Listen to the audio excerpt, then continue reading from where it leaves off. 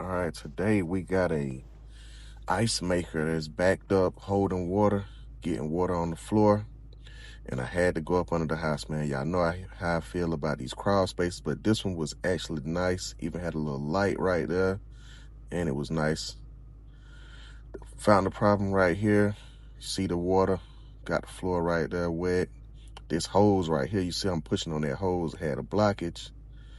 We cleared the blockage out, but I noticed that this pipe was kind of leaning back to the left.